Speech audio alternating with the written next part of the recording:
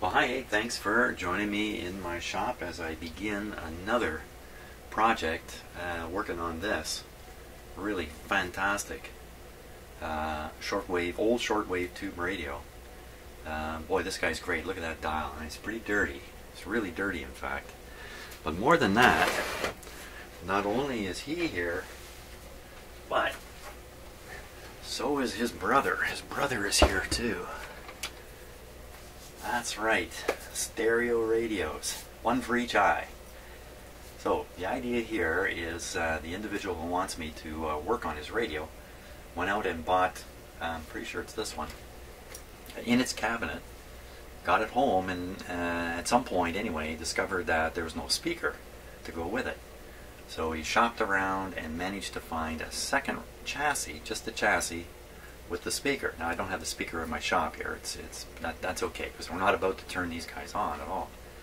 So he's ended up with two identical radios, or what appear to be identical. Although I already see a significant difference in them. But I think this is a great opportunity to look at two radios, assumably right out of the same factory, built by the same people, roughly the same time, and compare them and see if there's some differences in that. And also, I've got to choose which one to really bring back to life. And I'm pretty certain to pick this one, and I'll tell you why in a moment. And this is the one that he originally purchased. This is the backup radio, if I can call it that. So who made these? These are, it says DeForest Crosely on it. Who exactly manufactured it, I don't know. It's quite confusing sometimes to sort out who the real manufacturer was and the like. But I think what we'll do is we'll take a good close look at the good one. I can call this the good one, and the donor radio we'll look at next afterwards. And we'll just see how things go. In fact, you know what? With them sitting right here, I can already make some fairly important observations. And the first one is there's a magic eye there, and there's no magic eye on this model. So this is a slightly better model with a magic eye in it. Something else interesting, I noticed that the light bulbs here, which are unusually large light bulbs. Look at that. Oh my gosh. Whoa. Certainly don't have any of these. They're the same all the way across. So these are the original light bulbs. I think I know why. It's not going to be easy to get a replacement, exact replacement for that.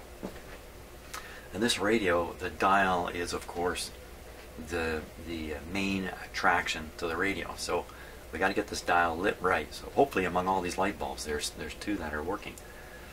Oh, here's another light bulb down in here. Oh. Okay, so this two stations come off, this fitting here has come off the radio cabinet. I got the same thing here.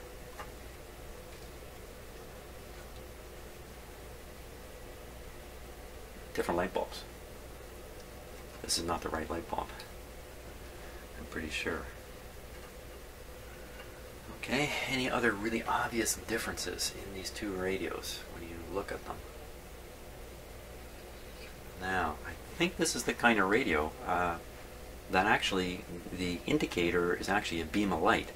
And as you tune the radio, the light bulbs are actually moving around back here, shining up onto the back of the... Let's see if is that really true? I can see the light bulb socket down in there. That is true.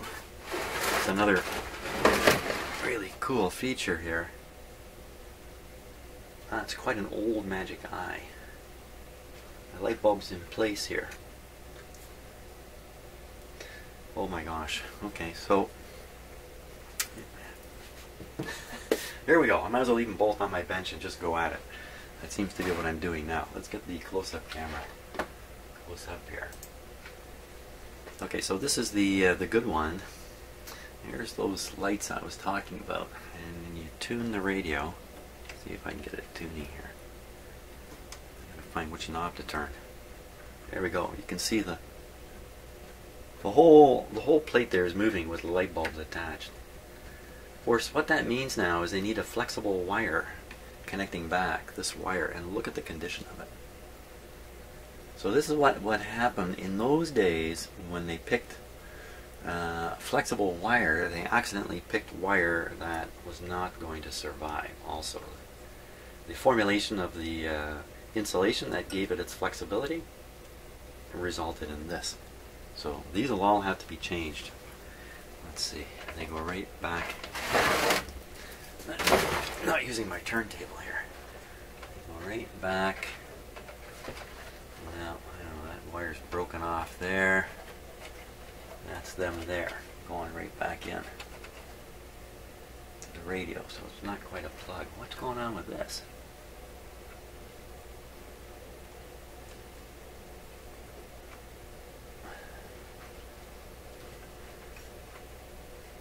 Wire there. Let me just take a moment and put on my big screen TV so I can get a good look at this too. Okay. So that's the wire there. Now if we look at the other radio, the donor radio, see the same. See bundle of wire coming out of here. Look at the other radio. Bundle of wire is going in an entirely different direction. What? Well, this is going up to this control here, which I imagine is the tone control. There's two wires out of the lower hole. Here they are. Two wires out of the, so it's really the upper hole here that's got the wire coming out right here. 1, 2, 3, 4 wires coming out of that hole there. Look here. Okay, we see a twisted pair coming out, a heavy wire, and then a pair over here. Huh? Back to the original one. So, okay, so this heavy wire is a shielded wire. Going up here. Heavy wire, shielded wire, going the same place. And then this has got a twisted pair. It's the light bulb. This is the light bulb feed here. Coming out of here. There's two wires going up, heading for the light bulbs. There's the third wire. I mean, it looks like it should just connect right where it's sitting, but why would it want to connect to that? It's some kind of a switch terminal. Why doesn't this radio doesn't have this feature at all on it? So if you look right from the front here, what do we see? We see a board, some terminal connections, and this thing here, and then the wire. When we look at the other radio, nothing. It's just nothing.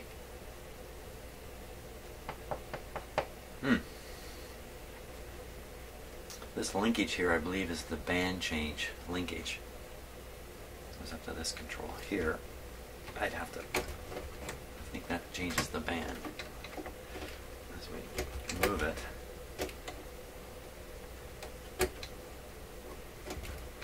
Three positions, 3 bands. Let's see, we'll move this one. Oh, well, that's a little curious too, or is it? Maybe it's not. Maybe it is. What I'm saying is curious is when I look at this radio, I see the control arm sticking up this way. When I look at the good radio, I see the control arm sticking out the other way. You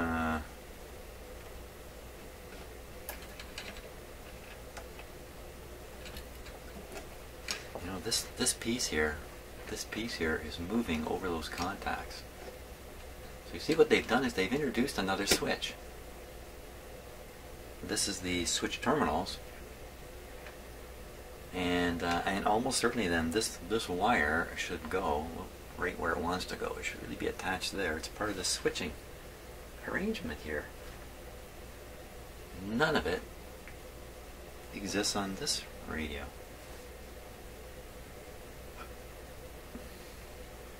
Well, the only thing that's really different between them is the magic eye here and no magic eye there. So why would this one have this extra switch? I don't know. Good question. Now what about these wires hanging out here at the front? I think this is the antenna and the ground wires here coming out of this coil. I believe there's a coil in here. Okay, so if we look at this one, yeah, here they are. There's the wires, only these ones are swept around to the side. That's where they're laying. That's probably heading for the back of the radio where the antenna connections would be made. Ooh, is there a built-in antenna in this radio? In the cabinet? Oh, I don't know. I don't have the cabinet. What am I looking at right now? I'm looking at just a piece of copper soldered to the side. Right, same thing on this radio. What do you think? Think the same guy did that? The guy who soldered this is the guy who soldered this. What are the chances? Who knows? I think many of these radios were made. Okay, so it has the string here, which is good. String is good. A lot of it is mechanics through here. So but the string goes up over a couple of pulleys and actually does work the top dial. So the string is driving the dial. There I am turning it.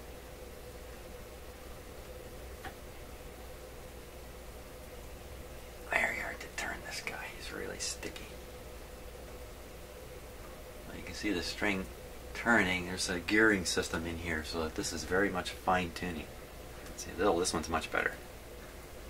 You can also see a technique they're using. When you look at this piece of metal here, you can see a clean edge on it. The inside edge appears to be clean, and that's because it actually is clean. It's been sliding through a kind of a clutch mechanism here. And what that does is it gives enough grip on the knob to turn this, but when you get to the limit, look at that wire traveling. That's got to be the wire that feeds the moving lights. When you get to the end of the travel, then this clutching mechanism will just slip, harmlessly slip.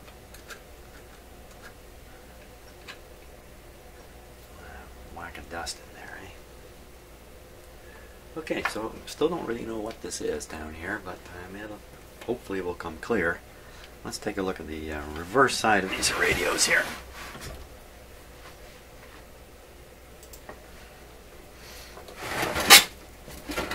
Whoa! Oh, it's really front heavy. Wow, you get it about there and it's ready to tip. Keep that in mind.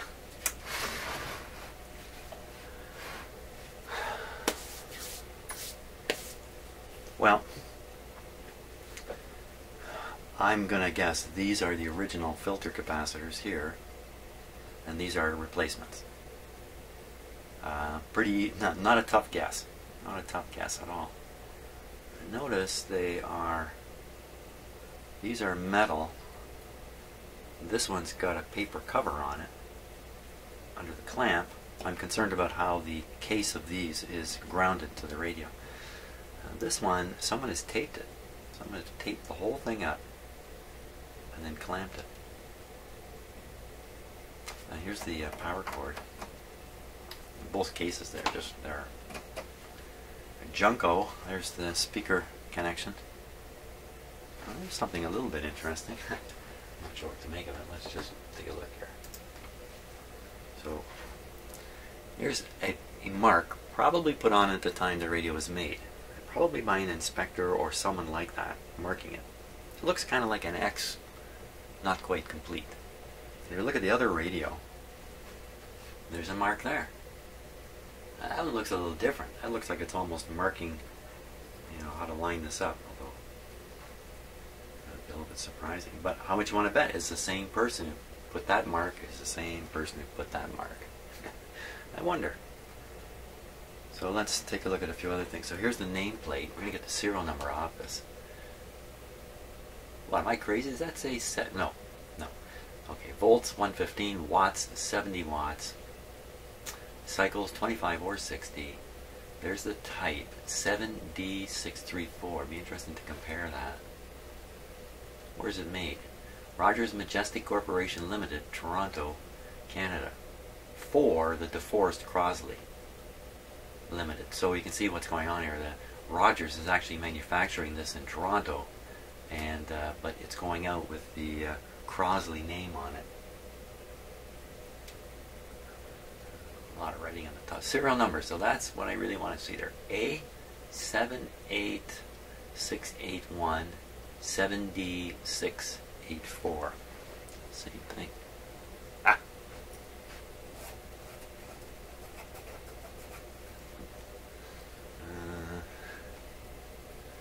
A74240. So okay, 74240 78681. So wow, if this serial number was going up one at a time, then there's 78,000 here and 74,000 here. So 4,000 radios built between these two radios. Let's see. Okay, it's got this sticker here. Caution: obtain maximum performance. Make sure you use Rogers tubes. As is the case with most things that are manufactured, the manufacturers really want something, some consumable item associated with it. So, you know, you sell a car and gasoline is the consumable item along with lots of other stuff. You sell a radio, the consumable item is the tubes over here. Still asking for the genuine tubes. Let's see this number down here. 14083. Yeah, 14083. So we've got a Hydroelectric Power Commission of Ontario approval. 893, and over here is oh, that's interesting. Look at the number on it. I think it says 292. The red number here. I don't really know what's interesting about it, but it is 292 CESA 893. I wonder why that number would be different. I don't think it's going to help us. Here's a inspector. Okay, final inspector, Mr. Number 5. You know, this inspector number 5 gets around because he's inspecting all kinds of stuff I've seen over the years. Inspector number 5. Hey, where's inspector number 5 here? Uh-oh, uninspected. So a little change in procedure from the days going by. Now, what is this dark blotch here? Hey, there's writing on there. Oh, there's the inspector stamp over here. And he cleverly put the stamp on so his number disappeared in this hole. So we don't know who he is. But he wrote a note here.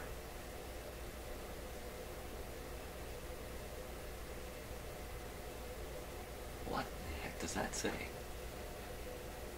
Let me put the camera down so it's absolutely rock still here.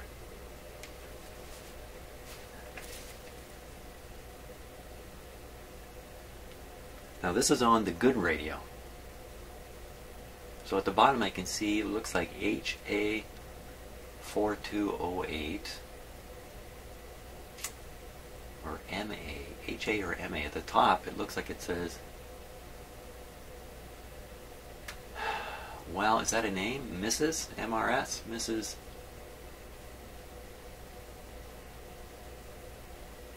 I don't know if that's a name and an address there. Oh, you know what that MA4208 is? That's a phone number, and that's a phone number from the 40s and 50s. For instance, when I was a kid, my phone number was 563-7653. But commonly we called it Logan 3. We'd say Logan 3 7653. And the Logan, the LO, is 56 on your push buttons. So that's the same thing here. MA 4208. I wonder if we should phone her up. Mrs. Snot on Gigantic Street.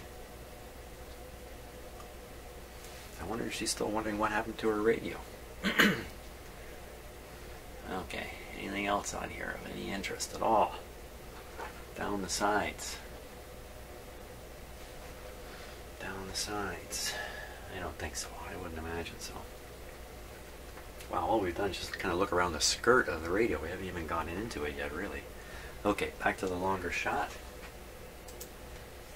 of the twins. Oh, they're not twins. These are cousins. So let's just take a look here. So here's a classic Rogers style tube where shielding, electrical shielding, has been sprayed onto the outside of the tube. This one, this one, this one, this one. Not these two. These two are the rectifier tubes here. Oh, this is quite interesting here now. I see this tube. When I look at his buddy over here, I see a cap. Just a cap. So this tube, so this tube has a grid cap. This one does not. So I'm going to guess this is an extra front end tube on the radio to give the radio a little more sensitivity, and most importantly a lot more selectivity and rejection of images and stuff like that. That's my guess. This is an improved model. It has the extra front end tube. It has the magic eye.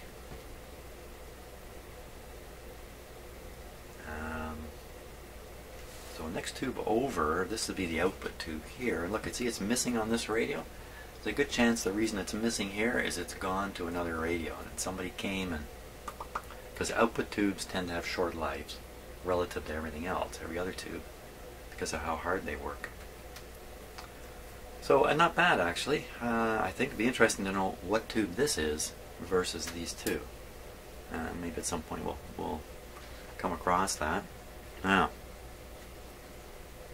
so this is the later version,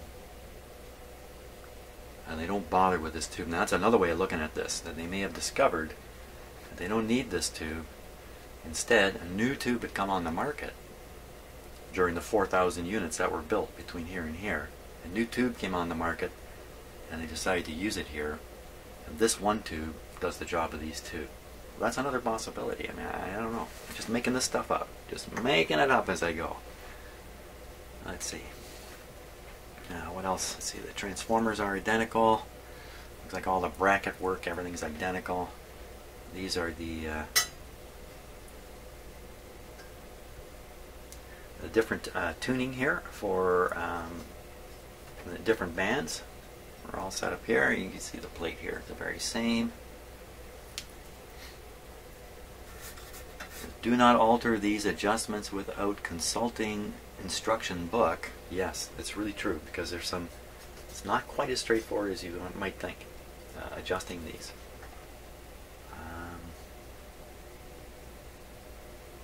You know what, I think this is actually for push buttons, because here it says 450 kilocycles to 850, here it says 850 to 950, 950 to 1100. I think there's push buttons there.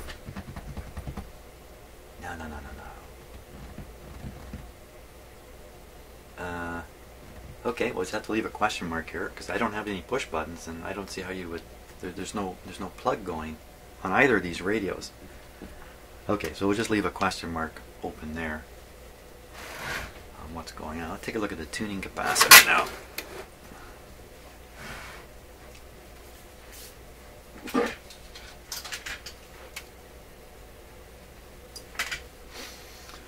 Okay.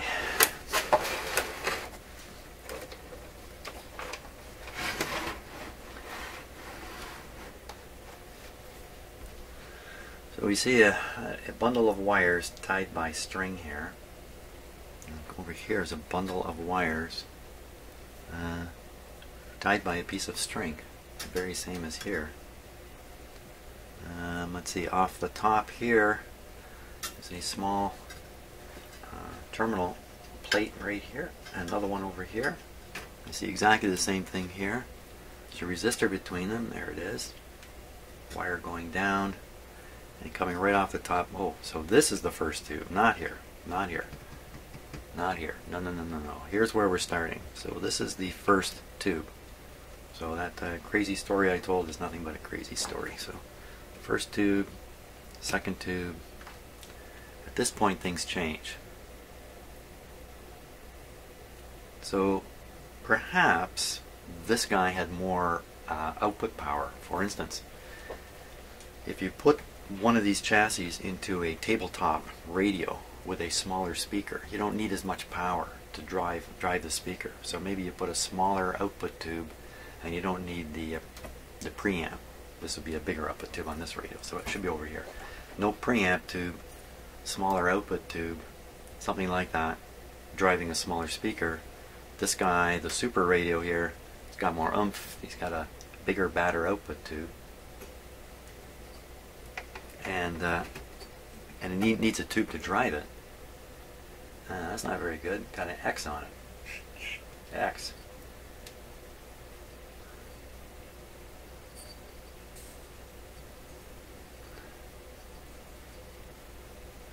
I'm looking for the number. Oh, here it is on top. This is a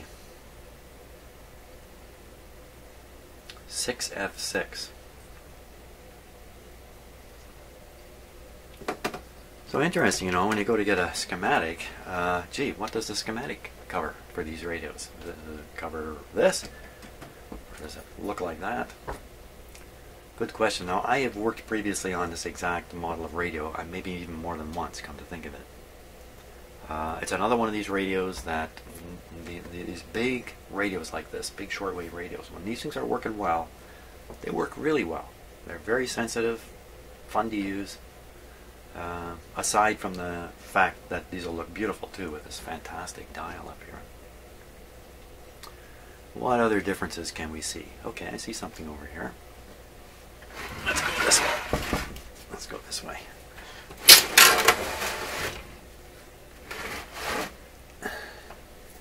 Okay, so if you look in this radio, you can see some weird thing right on top of the capacitor here.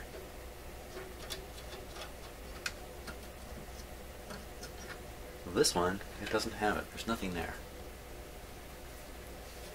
So again, based on the serial number, this looks like a later model.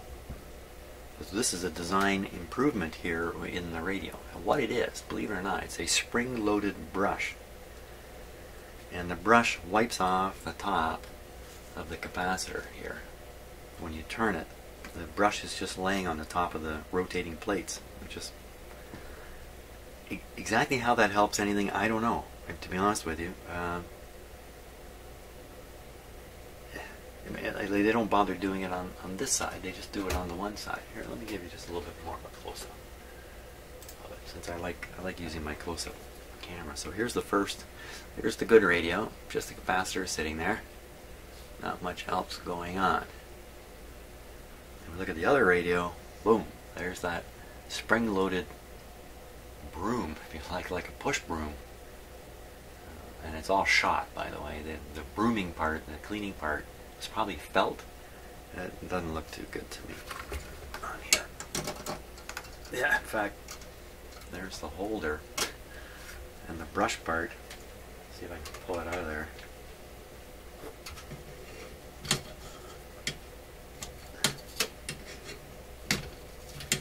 Something else holding it. Yeah, it's coming out in pieces.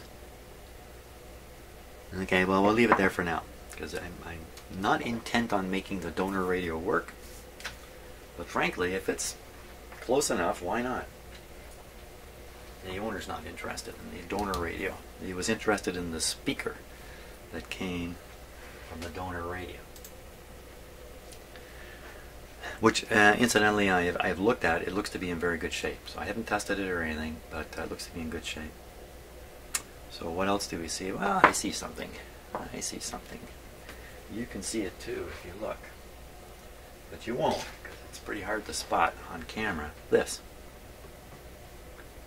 What is that? That white thing there? There's no white thing here. Oh, that introduces another whole issue with this radio too. Quick, back to the close-up camera.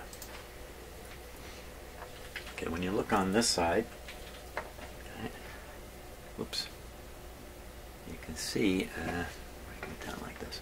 There, piece of paper shoved under this piece. I'm wiggling it up above here. Either to change its angle or just to stiffen it. Hard to see, but under that corner screw is a rubber grommet. What's left of a rubber grommet. If we look on this, on the donor radio, you can see the grommets. And you can see what's happened to them. They've dried out, they've compressed, and consequently this whole top piece here is a little bit clunky and wiggly. You can really see it when I'm moving it. This whole front panel, capacitor and all, the whole thing is clunky. Let's try this one. Oh my gosh, look at that. Watch this. So that's some kind of sad attempt to compensate for the loss of dimensions. See in the grommet, you can see it there. Now, do we want to try to change that at some point and fish new things in there? You know, it might be easier than it looks to do it, especially at the back here. Now you can see what's happening on the front of the radio. You can see it better on the big camera maybe. So you slide this thing back into the cabinet, and this angle is critical for making the faceplate seal up nicely against the wood. There's another problem I just noticed too. So if this thing's off a little bit, just that much, that can open up a light leak across the top here or somewhere, so that light that's not supposed to appear at the front of the radio is coming up over the top. Or you can just see past this. I mean, we'd have to put this in the cabinet now. If you look at the dust hole on the front is quite clearly this shape. So we can assume this got cleaned over and over, but this part never got cleaned because it's hidden in the radio. So there's probably some kind of I don't know what to call it, a gasket, a piece here that's designed to fit up really snug against the glass. And the other thing too, with this loose like this, it's really very loose, isn't it? It's loose enough that annoyed somebody enough to stick a piece of paper back there.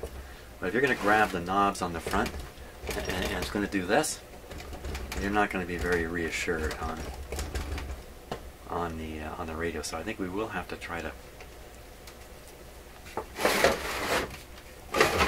do something better than a piece of crushed up paper there. Hey, let's just pull this paper out. You know, I'm always looking for the gold bar that might be hidden in here. Let's just see if this is actually a secret note of some sort. No, it's a haphazardly ripped piece of paper. Oh, what's he got there?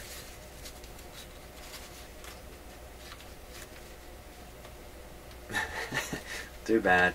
F something. Almost looks like FU, in fact. Okay. Well, good try, whoever tried it. Can't say I haven't done stuff like that too. Now, is this radio ready to be operated? Well, the short answer is no, not with this wire like this. This is risky. A short circuit in here is going to put a short circuit on the 6.3 volt output of this transformer, and that's not going to be good for a number of possible reasons. That's not a good thing. So we can't really operate the radio with these wires like this. I could perhaps cut them away where they're more solid and just abandon them for now. Who cares about the lights at the start of the repair process? Nobody really. So we could do that, and then I can operate the radio with respect to this. Now, what other things? You know what? We haven't even looked underneath. We have not looked underneath. Okay, I'm going to tip these guys up, take their base off, and we're going to take a peek inside. Okay, just before I take the bottoms off, I can take a look at them. They're identical plates, except this one has a lot more rust on it. This one has a lot less, so I'll probably put this plate, the donor plate, onto the good radio when we're done. What causes this, or this? Well, this you can almost tell really had water sitting on it somehow, pooling in here. Maybe more than one occasion, because it seems to have a line here and then another line out here. Not sure why this looks brushed, but it could just be from taking the radio in and out. This one looks a little different to me. This is much more rust, looking like humidity. That kind of moisture has caused this. Well, it's nowhere near the edges. I wonder why that would be, eh? Usually, I used to be a corrosion technician. One of the things you talk about in the world of corrosion is time of wetness. So if you leave your car out in the morning and dew forms on it, well, there's a couple things about that. One is dew is extremely corrosive, and that's because even though it's pure water, it's laying on the surface of dirty metal, and the various things that are on the surface of your car, mixed with just a tiny amount of water, results in very powerful chemistry. So you don't want dew on your car in the morning. Same thing with this. You don't want humidity to be doing this kind of thing. So anyway, what's the bottom line before I start ragging on too much? This guy has had a harder life. He's been in more moisture than this guy. So on the other hand, it's a nice metal can here, all sealed up except for the vent holes. Let's take a look inside here. Okay, I got all the screws out. Now, just before I unveil what's under here, you might wonder why I would dwell so long on some of these things that I'm looking at as I'm inspecting these radios, especially rust. I mean, who gives a shoot about the rust on the bottom of the pan? What I'm doing is I'm giving myself time to realize something. I'm dwelling on something that on the face of it might not look important at all, but maybe with a little bit of thought I might come up with something worth knowing about the radio based on this observation. Hey, here's one observation. I missed a screw here. So let's look under here. Now, 4,000 radios apart in the serial number.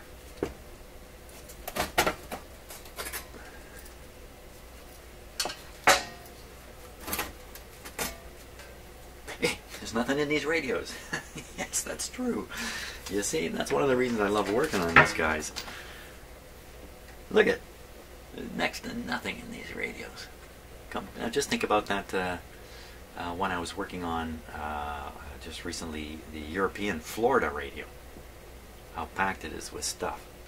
Okay, so my eye is seeing differences already. I want to make sure I do this on camera. Let's put these roughly the same spot here. Okay, so my eyes, I'm just snapping back and forth. I'm sure you're doing the same thing too. Look, mostly original, all original parts. So a few things that floor me right off the bat. This big ball of taped up stuff here. There's a big ball of taped up stuff here. When I look at this kind of taped up stuff, I usually think manufacturers didn't do this. This was done by somebody else. But you know what? This is clearly done by the manufacturer. This cord, wow, if I just bend this a little bit, it's just going to break. Ooh, I can't even bend it. There we are. Wow, stiff as can be. Okay, let's break that baby. There she goes. Power cord connection made like that. It just flies completely in the face of what you would expect in a well-engineered radio. This would really be terminals. And look, these wires are just a short shot to the transformer here. And then the transformer wires are stiff as can be. Ooh, baby. Don't be bending this kind of stuff. Yikes. Now, let's take a look at this one. A little more flexibility in the wires here. Not much. Not much. It's actually only 2 wires that connect out of this bundle down into the radio. but this wire is not much better at all. Let me just cut this off here. Why not?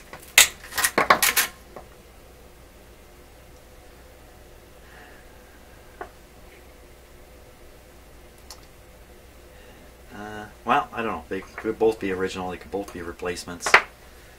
You know, maybe this is a replaced thing.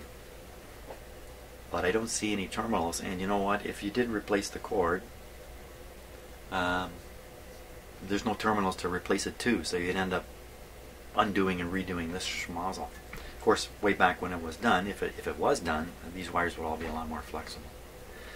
So here's a real pile of junk here. It looks like another mouse house.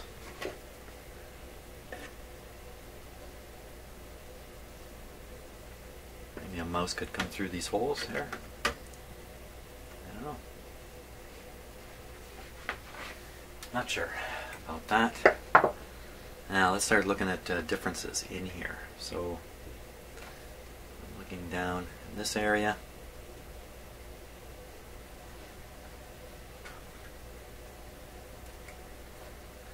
Comparing the different wires. They're all stiff as can be, man. Everything's gone stiff. Kind of like me in the morning.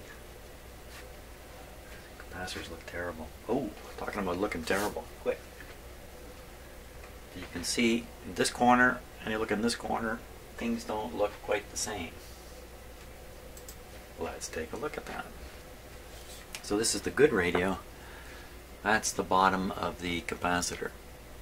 And of course in this radio we already saw the capacitors were replaced, or they appear to have been replaced. That's one, and the other one is just up here. Let's check out the flexibility on these wires. Yeah, these are pretty good. These you could bend still. Now look at the same thing on the donor radio. Here's something that's not going to get donated. That's the bottom of one of the capacitors. Now what's happening there, oh, it's hard to say. Probably some material leaking out of the capacitor and coming down onto this part of it. If that was corrosion product, wow, that's an awful lot of material to be produced by corrosion. So I'm not sure what exactly has happened there, but it certainly is shot. And this guy's in the same boat, isn't he? In the same boat, stuff coming out of him. So goodbye. Well, these capacitors, of course, very old. Here, while I'm just looking so closely, look at the top of this one. It could just be dirt piled up on there, but yuck. Very low likelihood any of these capacitors would still be good. You never know, though. You never know. For sure. So what I'm going to do now, I'm going to go tube by tube. I'm going to stop at the tube bases and we'll just compare each tube base. So these are the two rectifier tubes. Here. Buried under some wire, and here they are here.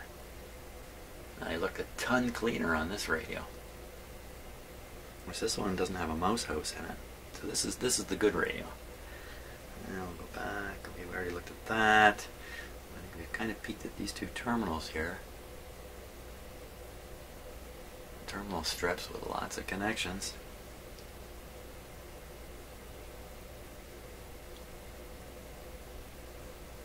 And that seemed to be recently soldered up. This is the donor. This is the receiver. Now they look pretty much the same. Here's a big bundle of wire coming through here. Certainly this is the magic eye lead. These wires are stiff. Stiff, but see how much excess wire there is? It's almost as if the magic eye was like a kit you add to the radio. Now, I mean, this was done in the factory, but they would have pulled this magic eye and its socket with all these wires already on it. Long, long wires, so the thing could be installed in almost any radio. Over here, all you've got is an empty hole. And it's an empty hole. No magic eye. No magic. Too bad.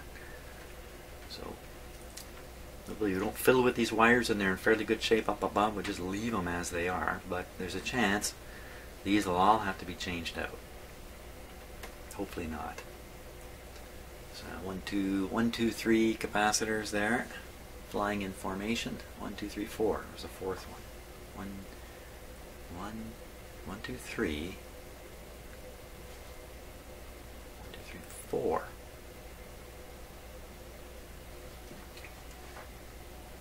There he is, down there, hidden away back there. 4, number 4. Wait a minute, he's going.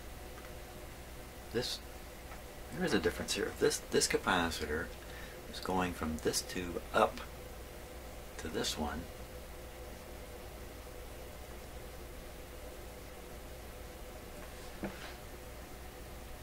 Where's? Oh yeah, there he is. Yeah, he's doing the same thing. Doing the same thing. I mean, it has to be doing the same thing for crying out loud. Okay, so we're looking at the good radio here. We're up looking under the IF strip now. Oh, there's a battery right there. Carbon button battery. Here's another one. Both still there and still intact with their carbon over here. Hey, here they are here. Excellent. It's great. Now these things are really simple. They're just a metal frame. I don't know what the metal cup, if you like. I don't really know what metal that is. And then inside's a carbon slug, if you like, or carbon button, I guess. And then around it is some insulation here. It's as dry as a bone. This needs to be wet with water. Then these things will generate like a volt or so, and then that volt is used to bias the radio. These are actual batteries buried in the radio, quietly doing something. And most owners, of course, would have no idea that these things were in here. And these were intended to last the life of the radio. That's the old way things were done. You'd never find, you know, a battery buried in the middle of your computer, would you? Today, in the modern technology, would there be a battery buried on the motherboard trying to keep the clock going or something like that? No, they would never do that today. Of course not. So now these guys, if you want to get rid of them, you can just short them out, do away with the bias on the tube. That's not the best move, of course. You can re-wet them to stay wet for a while, and they'll produce a voltage and do their job for a while, but they're going to dry out again. Or you switch these with a little watch battery. I have never done that myself, but I've heard you can do that. You just switch them out. Put a little watch battery in there, and you're halfway to turning the radio into a computer. See, the clip you can pull off, and out comes the battery. Let's pull it right out. Take a look at it. Ah, there he is.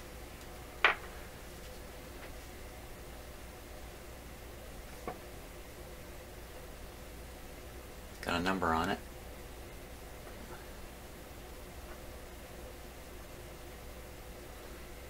This looks like a rubbery material here. Perhaps the idea was there's moisture inside here, and they crimp the metal around the button, the carbon button, with a rubber gasket, and that was going to be enough to hold the moisture in. But as you can see, not anymore. So if we actually are crazy enough to actually try to read the voltage on that guy,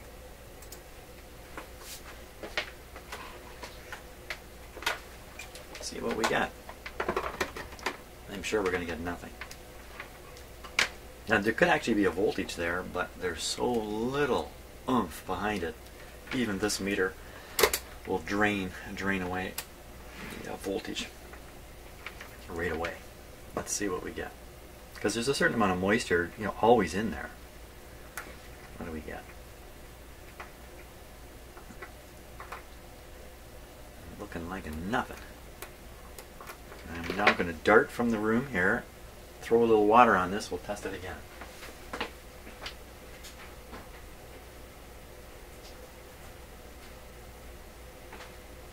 Okay, I'm back.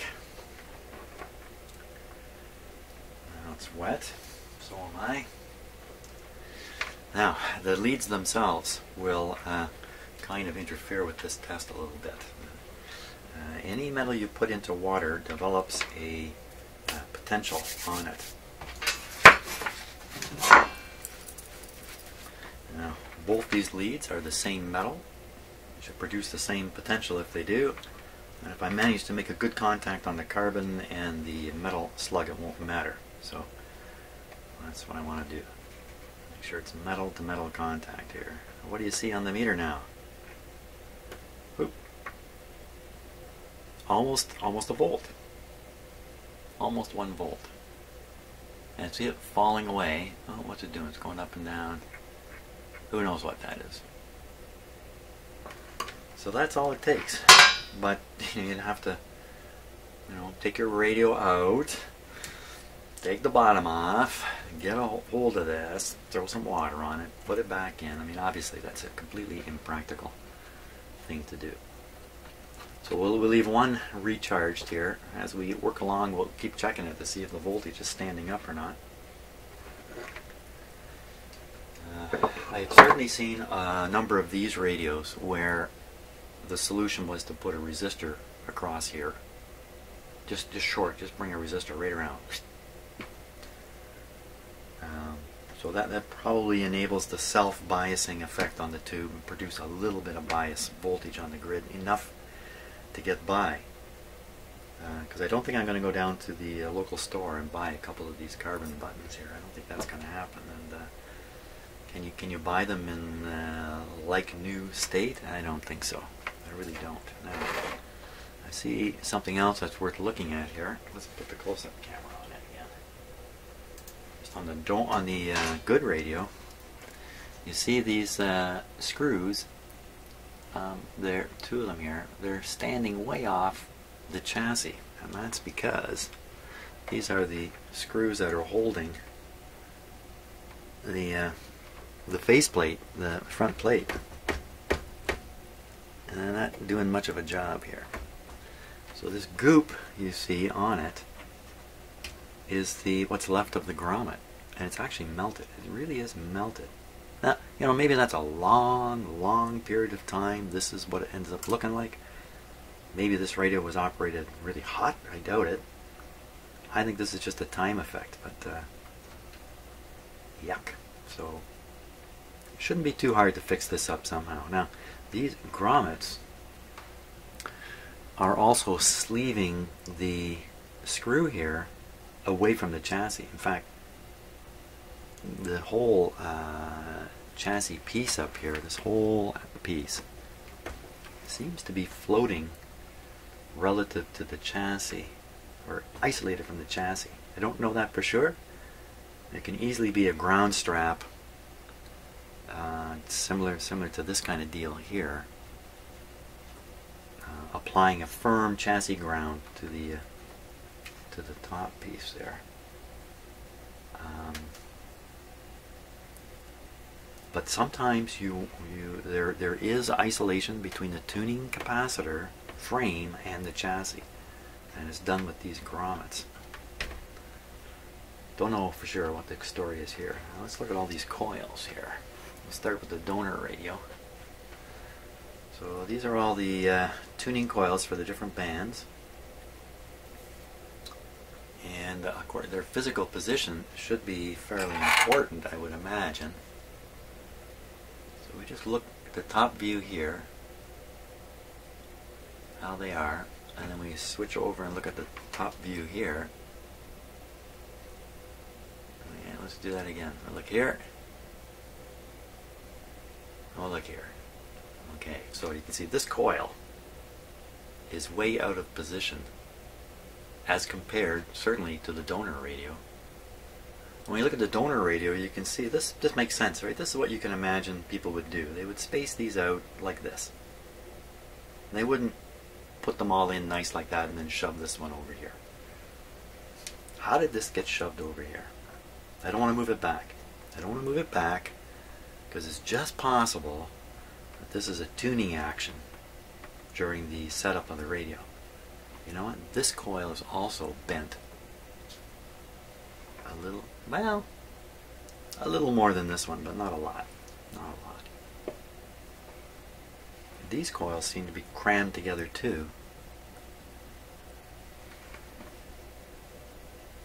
You know, it's almost as if somebody came in and went wham and jammed this really hard right over here. So they would have moved this one.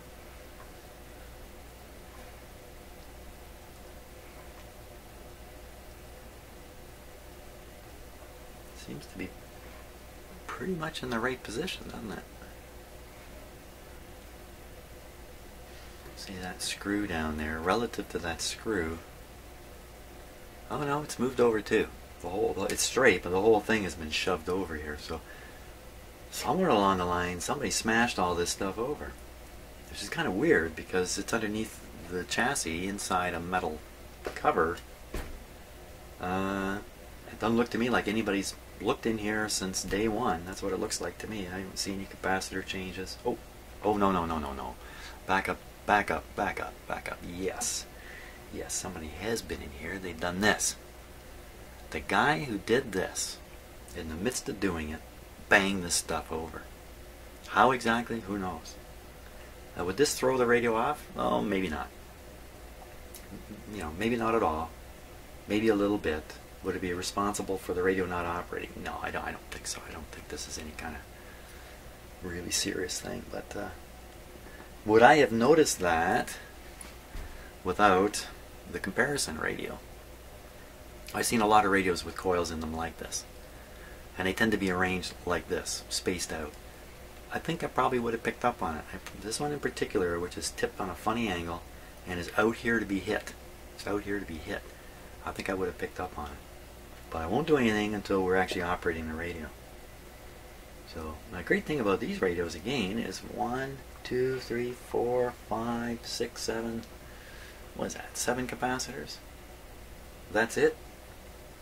You think of how many capacitors were in that Florida radio. Oh my God. Of course the Florida radio had an FM section, which is a little more of a challenge. So you have this capacitor here. Here's the same one here.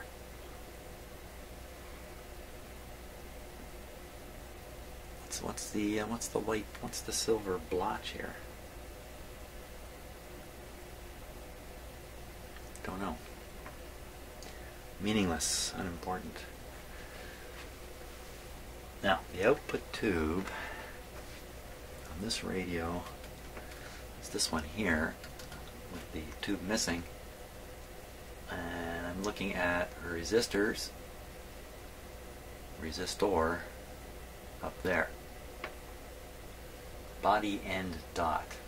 So, come on camera, don't. So, you know, body end dot, so that would be,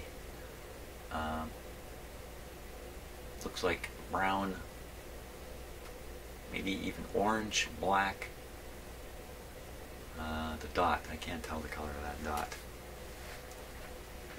Come over to the output tube here. Look for the same resistor. Is that him under there? Seems like kind of a weird place to put it. But this radio does have an extra tube in it, so the circuitry, the wiring can be different right up in this area here. I don't really see it other than there it is there. That's got to be it. Kind of hidden under the wire there.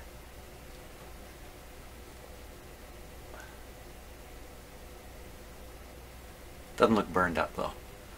Okay, let's take a look at the rectifier tubes. Okay, this is the donor radio. Resistors around the rectifier tube. Not many parts in this thing. There's 1, 2.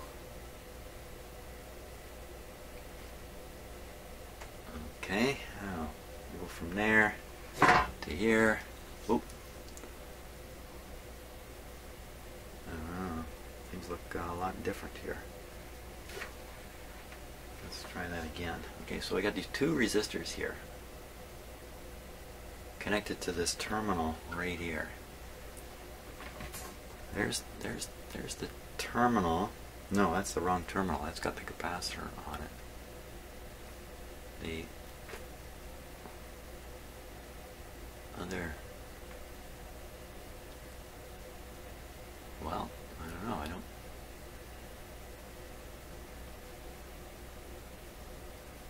I don't really see a. I don't see those two resistors.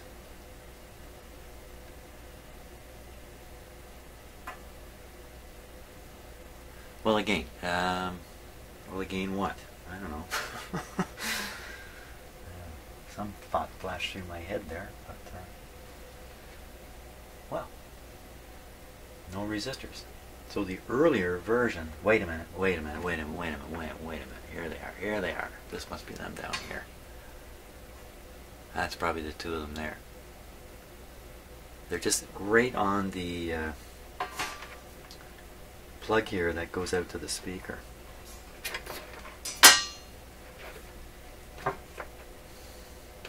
Wait a minute now. I was saying that I'm guessing the fact that the desirable radio has two tubes in the output, or so it appears, and the donor has only one tube. The speakers come from the donor, the one tube radio. I wonder if the speaker is not suitable for the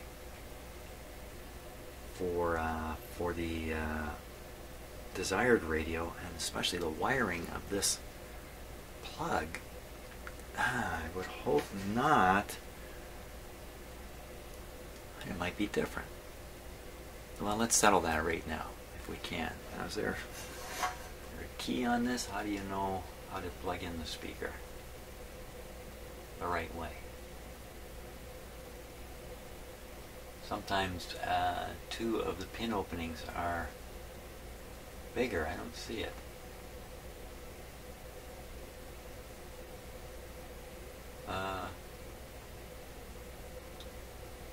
Doesn't seem to be any key right in the middle either.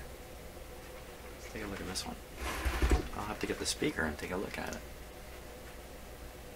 What's stopping you from plugging it in wrong? Oh, that's odd. Okay, I'm going to go ahead and get the speaker.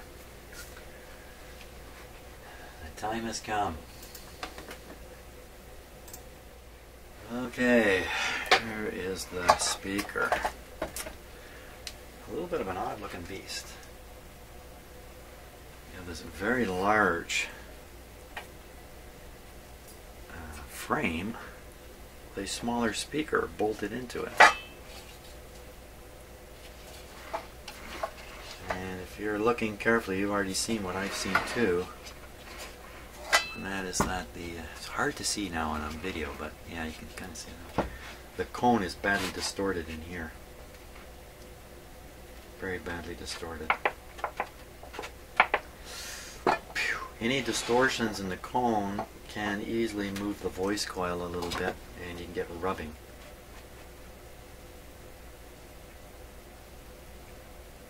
I just hear a little tiny bit, but that's not the best way to test the speaker. Oh boy. Okay, now the reason we got it here was not to look at the speaker as a problem, but to consider this plug. Yeah, these two pins are slightly larger than the rest. So that's what controls it. So let's compare these two pins on the socket. Let's just compare them with the two radios. So we'll go back to this is on the desired radio. I think the larger, it's really hard to see. I can see when I look at the pins, but I can't really make it out looking at the holes.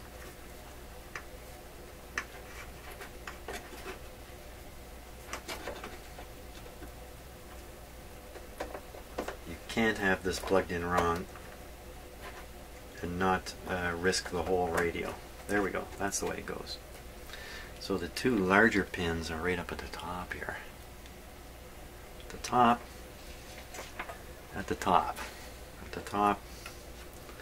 Let me get this useless piece of wire out of here. What did I do with my cutters? Here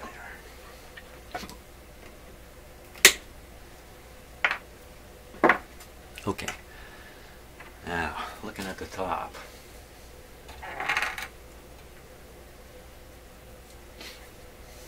So, the top would be that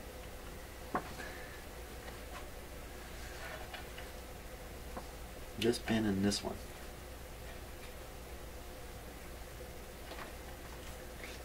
Red wire, and a yellow wire, and a capacitor. Red wire, yellow wire, capacitor. I'll come over here and we'll look at this one. First, is the orientation the same? I've got to it looks like the two top holes are larger. I'm pretty sure of that.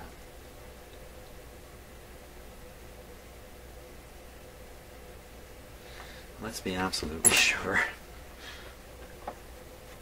Yep, that's the way it goes. So the two top holes, so look at the two top holes, and presto, capacitor, and there should be, there's a red wire, you can see down here. Not the one you see moving, it's a different one. There, that one that's moving, that's wiggling a little bit. And then wasn't there another wire? Yeah, there it is. There it is. Right there.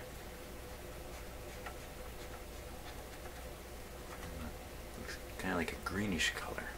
Yellowish. Some of these wires are great. Like this wire is fantastic. In terms of flexibility in that. They just didn't know, of course. You can't know how long things are going to last until you've really had them sit out there for a long time. Oh, let me just put that there. And I'm just dying to take this cover off, which is loose anyway. That's a bit of a hint of potentially a problem.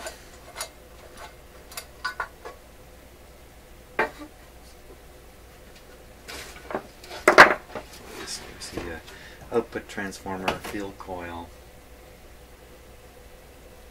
Probably some humbucking thing in here. Now, if I can get on the voice, well, see, this is a tough speaker to test because you have to energize the voice coil to produce the magnetism that energize the field coil to produce the magnetism that the voice coil pushes against. It's just a little bit of a challenging thing to do here in a shop. So, working or not, if this speaker turns out to be a dud for any one of a number of reasons, you know, the owner's just going to have to acquire another speaker. That's unfortunately that's the situation. So let's not forecast doom here. So the rest of the wires are pretty good. Yeah. Okay, let's set them aside. By the way, that damage on the speaker, if you look at it, you know how that can happen? You grab it like this, the hands go in, the speaker is heavier, more awkward, the weight is distributed not like the way you expect it, without any intention of shoving your fingers in further. The whole thing flips around in your hand somehow, and the next thing you know, you've done that. And there's pretty much no coming back from that. We're going to try, though. One thing that you can do is just wet these cones with water, like soak them. A little bit of soap maybe in the water. Soak it all down and let it sit. And occasionally, and I'm stunned, this has worked for me, the cone will reshape itself. Even the voice coil will recenter itself just by wetting the paper and letting it just kind of do its thing. Now, back to testing out this radio. Can we turn this guy on? Can we plug that speaker in, hook up some temporary wires here, turn them on? Why even would we bother? Well, mostly for curiosity. Or we just go ahead. Whoops, you're looking a little low there. Just go ahead and start replacing all these capacitors.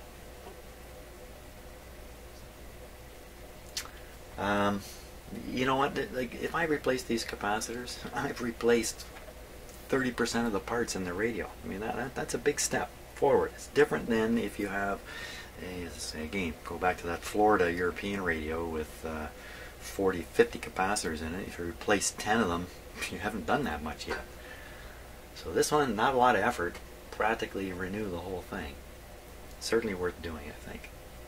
Removes all the risk of one of these capacitors having a short in it and doing more damage somehow in the radio if I fire it up with all these old guys in here. Testing all these coils, not worth doing. Might as well just turn the radio on and see if it works. And you'll find out if one of these coils is bad. It'll show up that way. I wouldn't bother trying to test them all. Yeah, I think it's just change the capacitors.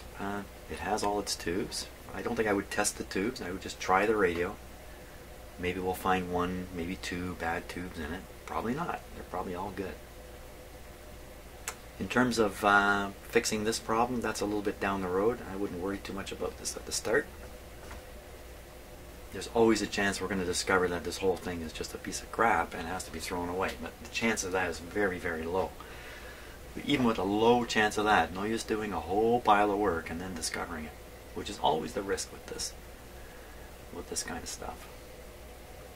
I was watching a home repair TV show on the I think it's called the Home and Gardens channel, HGTV, which we watch a lot here. I don't know if you can get it in other parts of the world or if it's just a Canadian thing. It's definitely a Canadian thing. And they renovate houses, which is like renovating a radio. And the one I was just watching, a guy has gotten to the point where he has this house half taken apart, and he's discovered all kinds of bad things done by previous contractors to this house. And this is a fairly new house. And he's turned to the homeowner and he's told him it's cheaper to tear the entire house down and build a new one than to try to fix the house he's got. And his house isn't even that old. It's like 25 years old or something. Oh my gosh, can you imagine that? So same kind of thing, same risks, scale a little bit different when it's a house involved.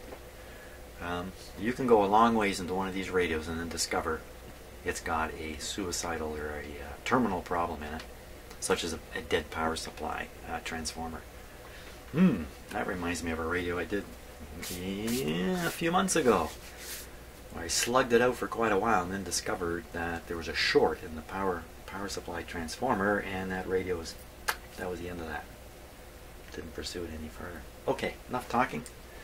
I'm going to change these capacitors. Now I can't change a couple, test the radio, change a couple, test the radio. I can't do that in this case because I don't want to turn it on until they're all done. So, but again, this is a low-risk operation, doing these physically large capacitors in a big open radio like this. Thumbs up on working on this kind of radio.